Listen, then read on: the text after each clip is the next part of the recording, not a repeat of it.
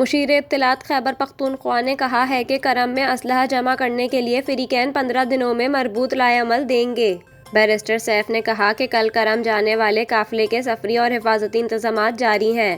Apex committee کے فیصلے کے مطابق کرم کو اسلحے اور بنکر سے پاک کیا جائے گا اور اسلحہ جمع کرنے کے لیے فریقین 15 دنوں میں مربوط لائحہ عمل دیں گے۔ مشیر اطلاعات کے پی نے کہا کہ کرم میں اسلحے کی آزادانہ نمائش اور استعمال پر پابندی ہوگی، جبکہ اسلحہ خریدنے کے لیے کرم میں چندہ جمع کرنے کی اجازت نہیں ہوگی۔ بیرسٹر سیف نے کہا کہ معاہدے کے مطابق کرم میں فریقین کے ہر قسم کے بنکرز کی تعمیر پر پابندی ہوگی۔ پہلے سے موجود بنکرز 1 ماہ میں ختم کیے جائیں گے اور بنکرز گرانے کے بعد لشکر کشی کرنے والے فریق کو دہشت گرد سمجھ کر کارروائی کی جائے گی۔ دوسری جانب ضلعی انتظامیہ نے اس حوالے سے بتایا کہ پشاور پارا چنار مرکزی شاہراہ پر کل سے قافلہ چلانے کا سلسلہ شروع کیا جا رہا ہے اور سڑکوں پر رکاوٹ کسی صورت برداشت نہیں کی جائے گی۔